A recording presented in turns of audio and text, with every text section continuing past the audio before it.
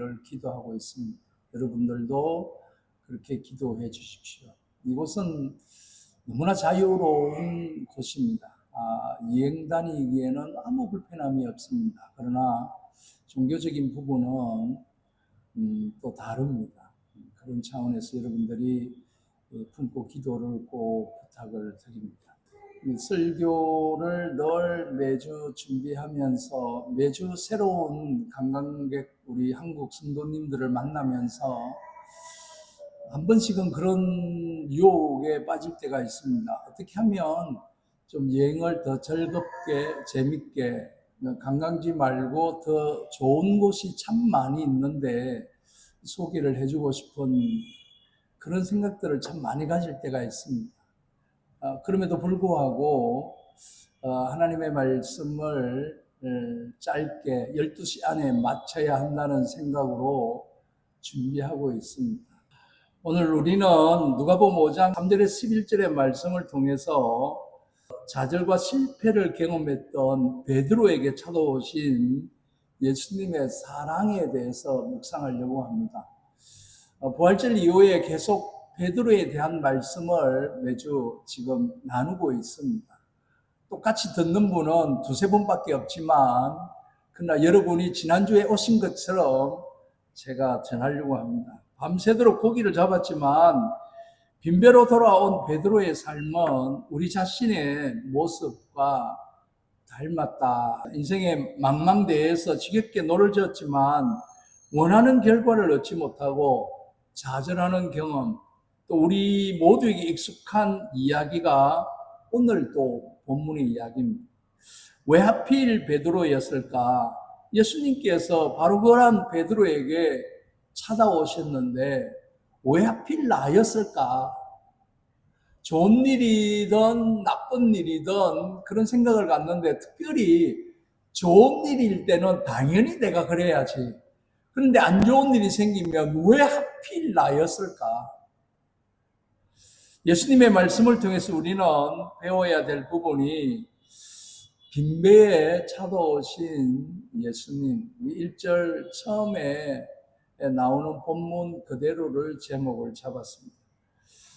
어느 성경이 귀하지 않겠습니까? 많은 누가복음 5장 오늘 본문은 참 귀하다 생각을 갖습니다.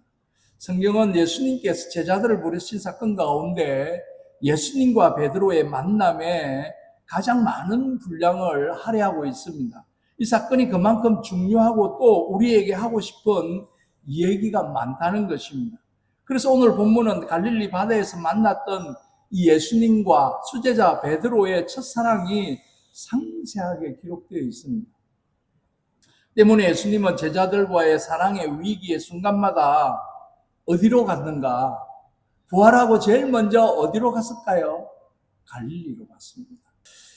그런데 갈릴리로 돌아가자고 했던 그 예수님, 그것은 바로 베드로와의 첫 만남, 첫사랑이 있었던 부분이지 않는가라는 겁니다. 오늘 본문은 쓰임받고자 하는 사람 또는 하나님 앞에 귀하고 아름답게 쓰임받고자 하는 모든 성도들에게 주고자 하는 말씀이기도 합니다. 하나 더 오늘 본문 속엔 실패의 밤이 멋진 승리의 아침으로 빈 거물이 만선의 배로 바뀌는 역전의 드라마가 우리 인생의 우리 삶 가운데서도 일어나야 되지 않을까. 묻습니다. 진정 여러분은 하나님께 아름답게 귀하게 복되게 서임받아 주변에 영향력을 끼치는 사람으로 살고 싶은지, 여러분의 연약함을 강함으로 바꾸어 살아가고 싶은지, 실패의 순간을 성공의 기회로 만들고 싶은지요. 여러분이 만난 그 밤을, 어두움을, 막막함을, 답답함을 찬란한 아침으로 바꾸고 싶으십니까? 오늘 말씀에 잠시 귀를 기울이면서 나에게 주시는 말씀으로 여기시기를 바랍니다. 예수님께서 빈배를 찾아오신 이유는 베드로의 깊은 절망과 필요를 아셨기 때문이었습니다. 우리 주님은 나와 상관없이 나를 너무나 잘 알고 계십니다. 오늘 본문은 예수님께 수많은 사람 가운데 하필 왜 베드로를 부르셨는가 하는 것을 보여줍니다. 여러분 가정에서는 혹 그런 일이 있을지 모르겠습니다만은 집집마다 쓰레기통이 있고 밥그릇이 있습니다. 바꾸어 사용해 본 적이 있습니까? 언제나 밥그릇엔 밥을 담았고 쓰레기통엔 쓰레기를 담았습니다. 준비된 그릇대로 사용한다는 거죠. 예수님께서도 마찬가지입니다. 오늘 본문을 기록한 누가는 당대의 과학자요 의사였습니다. 골로새서 4장 14절에 사랑받는 의원 누가라고 소개합니다. 과학자답게 주님이 베드로를 찾으신 사건을 분명히 통찰하고 그 관찰한 내용을 아주 그림의 한 장면처럼 묘사하고 있습니다. 오늘도 주님께서 어떤 사람을 찾아 어떻게 사용하시는가 하는 것을 본문을 통해서 일목요연하게 보여주는 내용입니다. 베드로는 밤새도록 수고했지만 아무것도 얻지 못했습니다. 육체적 피로뿐 아니라 깊은 좌절과 실망감에 빠졌습니다. 하루하루 고기를 잡아서 먹고 사는 어부에게는 그 다음날 우리 가족이 어떻게 살지 하는 그런 고민도 생겼을 것입니다. 예수님은 사람의 마음을 깨뜨려 보시는 분이십니다. 베드로의 빈배는 단순한 빈배가 아니었습니다. 그것은 그의 삶의 공허함이나 깊은 절망을 상징했습니다. 예수님은 그의 깊은 필요를 아셨기에 그에게 직접 찾아오셔서 도움의 손길을 내미신 것입니다.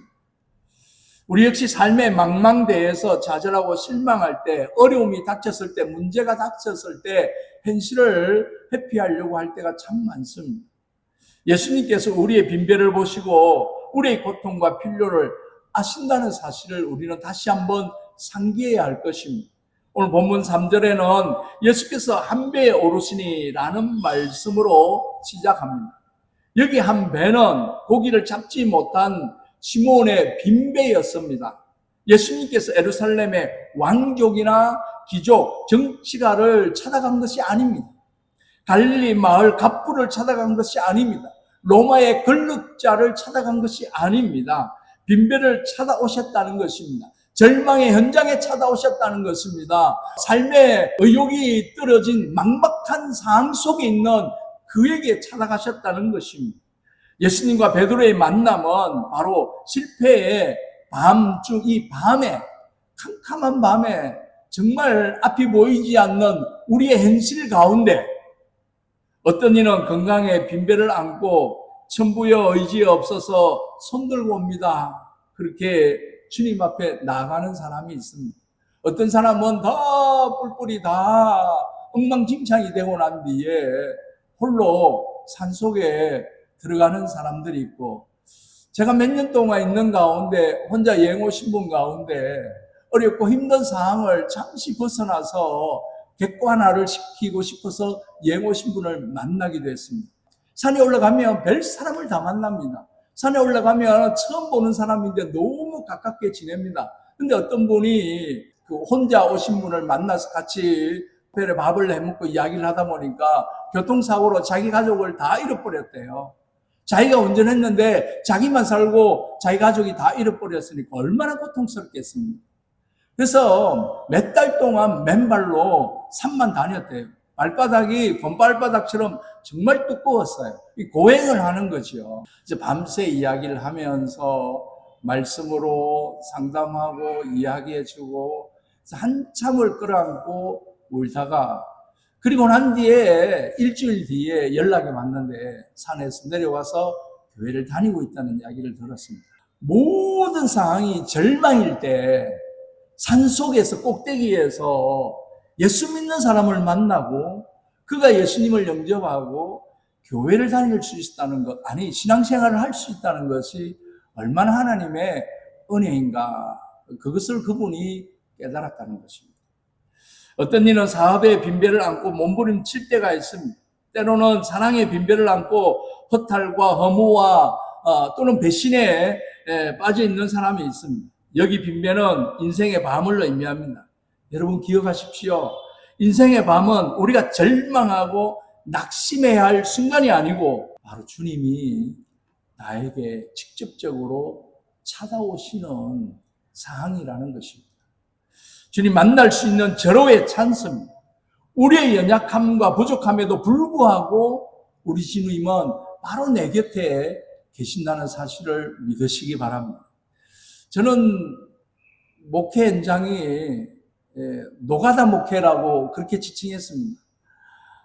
알코올 중독자, 미혼모 가정, 다음에 소녀 가정, 다음에 다문화권 가정, 또 노숙자들, 또 노인들, 연고가 없는 그런 독거 노인들, 그런 분들만 몇십 년 동안 섬기고 돌보고 챙기고 그러다 보니까 모든 상황이 다 밤중이요, 모든 상황이 다 절망이요, 모든 상황이 다 실패의 모습들을 매일같이 지켜보고 살아왔던 부분들을 봅니다.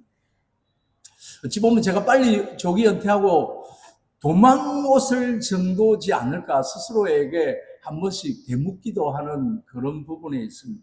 인간의 연약함이나 인간의 부족함은 누구나 다 가지고 있고 누구나 다 겪는 일들인 것입니다.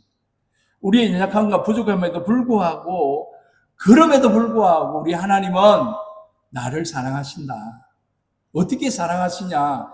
이 세상에 단 하나만 사랑하시듯이 나를 사랑하신다는 사실을 믿으시기 바랍니다. 예수님께서는 베드로에게 놀라운 기적을 행하심으로 하나님의 사랑과 능력을 보여주셨습니다. 예수님은 베드로에게 배에서 고기를 잡으라고 명령하셨고 베드로는 거기에 순종했습니다. 제가 이 이야기를 들을 때마다 베드로는 전문가입니다. 하루 이틀 고기를 잡은 사람이 아닙니다. 수도 없이 매일같이 고기를 잡았던 전문가이기 때문에 어디에 그물을 던지면 고기가 있는지 없는지 아는 사람입니다. 오른쪽에 그물을 던져라. 그럼에도 불구하고 순종했습니다. 그것이 이 스파크가 일어나는 그런 모습이지 않을까. 우리가 크루로스의 시간대에서 평범한 늘 고기 잡고 실패도 하고 좌절도 하고 어떤 때는 말씀도 하는 그런 기억도 없는 많은 시간들을 지내다가 어느 한 순간에 위에서 아래로 내려지는 그 스파크가 일어나는 그 정점, 그것은 바로 나의 순종이지 않을까. 수도 없이 하나님은 나에게 신호를 보내주십니다. 말씀을 통해서 또 TV나 라디오를 통해서 신문을 통해서 이웃을 통해서 친구를 통해서 나에게 수도 없이 많은 신호를 보내주시는데 그 와중에 그것을 나의 말씀으로 받고 내 것으로 받고 내가 믿음으로 고백하는 그 순간, 내가 믿음으로 순종하는 그 순간이 바로 스파크가 일어나는 카이로스의 시간대를 끊는 정점의 시간이 기적의 역사가 일어나고 구원의 역사가 일어나고 기적의 역사가 일어나고 여러분의 삶이 풍부해지고 놀라운 기도의 제목들이 이루어지게 될 줄로 믿습니다. 할렐루야. 그런 은혜가 여러분의 가정과 직장과 사업대에 있어지기를 주의 이름으로 축원드립니다. 예수님의 능력이 얼마나 크고 그 사랑이 얼마나 깊은지를 보여주는 사건입니다. 베드로의 좌절과 실패는 예수님의 능력 앞에서 무력하게 무너지고 그 빈배는 풍성하게 채워졌습니다. 이 기적은 베드로에게만 국한된 것이 아닙니다. 우리 모두에게 주어지는 약속인 줄로 믿습니다. 2000년 전 그 오래된 성경 이야기가 아니라 지금 나에게 살아 역사하는 그런 말씀임을 믿으시기 바랍니다.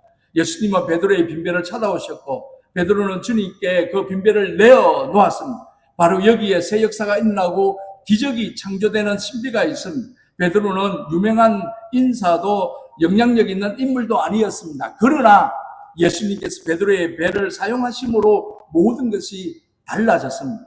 우리의 기도 제목이 여기 있습니다. 주님, 내 인생의 배에 찾아오십시오.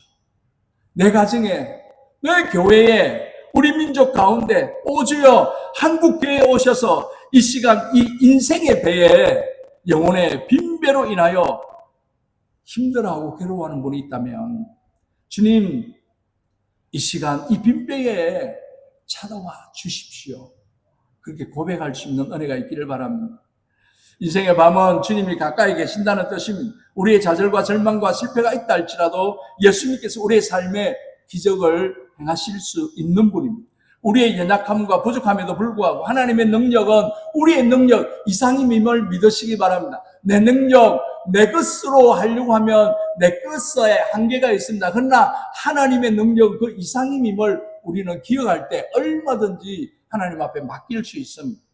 베드로는 예수님이 찾아왔을 때 자신의 빈배에 금이나 은, 보화를 가득 담아주시기를 원했는지도 모르겠습니다. 소문으로 들었던 이야기가 있을 수도 있거든요. 그래서 빚도 갚고 가족들을 기쁘게 해줄 수도 있었을 것입니다. 그러나 예수님께서 고기를 담고 금은 보화를 담아야 할 그 배에 바로 누가 타신 겁니까? 주님이 타신 것입니다.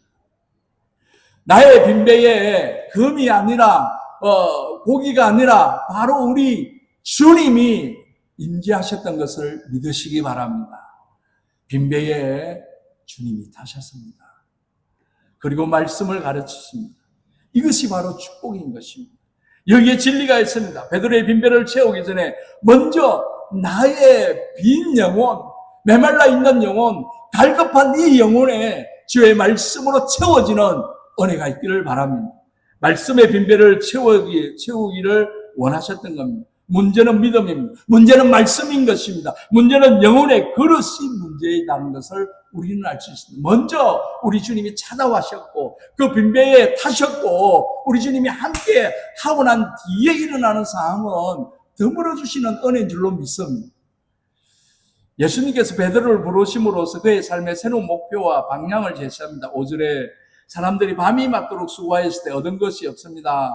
베드로는 끈기와 뚝심, 열정이 있는 사람이라는 것을 우리는 알고 있습니다. 고기가 잘 잡히는 그물질이야 밤을 새워도 재미가 있지요. 그러나 그물을 던지고 또 던져도 피리미 새끼 한 마리 잡히지 않는 날 그물질로 밤을 새운다는 것은 정말 고용입니다. 베드로는 꽁치 한 마리, 멸치 한 마리 안 걸려들어도 불구하고 자기가 맡은 일에 미칠 줄 아는 열정이 있는 사람이었습니다. 오늘은 안 되는 날인가 보다 하고 미리 포기하고 집에 들어갔어야 될 수도 있는데 잡히든 안 잡히든 끝까지 했다는 것입니다. 한번 맡겨진 일은 끝장을 보고야만은 끈기, 한번 시작한 일은 뿌리를 뽑아야만은 건성, 이것이 바로 그 일을 맡을 수 있는 자질이었고 예수님께서는 베드로를 찾아가셨던 겁니다. 기적적인 고기잡이 이후에 예수님은 베드로에게 뭐라고 하십니까? 이제는 사람 낚는 어부가 될 것이다. 단순히 직업의 변화가 아닙니다. 베드로의 삶에 새로운 의미와 목적을 부여하는 것입니다. 하나님이 우리를 부르신 목적을 다시 한 번 더 우리는 깨달아야 할 것입니다. 우리가 왜 이런 환경과 상황이 있는지를 깨달아야 할 것입니다. 삶의 방향 전환이 의미하는 것입니다. 베드로는 물고기를 잡는 어부에서 영혼을 구원하는 어부로 변화되었습니다. 이 부르심은 베드로에게 새로운 삶의 비전을 제시하고 그의 삶에 깊은 만족과 기쁨을 주었습니다. 우리 역시 예수님의 부르심에 응답해야 될 줄로 믿습니다. 우리의 삶의 목표와 방향을 점검하고 예수님을 따라 영혼을 구원하는 삶을 살아갈 수 있는 그런 은혜가 있기를 바랍니다. 말씀을 맺습니다. 예수님 바로 알고 나니 자신이 변화되기 시작했습니다. 우리도 본문에도 베드로가 주님 앞에 무릎을 꿇고 내가 죄인이라는 것을 알게 되고 고백했던 것을 보게 됩니다. 주여 나를 떠나소서 나는 죄인으로소이다. 전능하신 그분 앞에 나는 아무것도 아니라는 것을 자각하게 되는 것입니다. 예수님을 바로 안 베드로는 진정한 자아를 발견하게 되는 겁니다. 늘 우리는 그분 앞에 무능한 사람일 수밖에 없습니다. 역사가 변화되지 않는다고 원망하지 마십시오. 내가 변해야 하는 것입니다. 그리고 나서 태산처럼 쌓여있는 배 위에 고기를 바라보니 그것들 마저 다르게 보였습니다. 11절 마지막에 보면 베드로를 육지에 대고 모든 것을 버려두고 예수를 쫓았다 했습니다. 주신 축복의 의미를 깨달았습니다. 주신 복의 목적을 알았습니다. 병에서 나았으면 왜 건강을 주었는 건강을 주셨는지 알았고, 물질을 받았으면 왜 주었는지 알았고, 지위를 받았으면 왜 거기에 오른지 목적을 알았다는 것입니다. 깨닫는 것이 복이요, 깨닫는 것이 축복입니다. 내 생명이 온 천하보다 귀중하지만 이 목숨 역시 하나님 주신 사명을 감당할 때만 그 생명의 존재 가치의 삶에 의미가 있다는 것을 알게 되는 것입니다. 우리의 실패와 좌절을 아시는 예수님, 우리의 필요를 채워주시는 예수님, 우리의 삶의 새로운 목표를 제시하는 그 예수님, 이것이 바로 예수님의 사랑이요, 우리의 연약함에도 불구하고 우리 예수님이 우리를 포기하지 않으시고 찾아오신다는 사실을 믿으시기를 바랍니다. 오늘 말씀을 통해서 내 자신을 돌아보고 혹 좌절과 실패 또는 막막함, 답답함을 인해 힘들어하는 분이 있다면 우리 주님 앞에 능력을 구하고 순종과 말씀으로 다시 하나님의 은혜를 체험하는 여러분들이 되시기를 주의 이름으로 축원드립니다.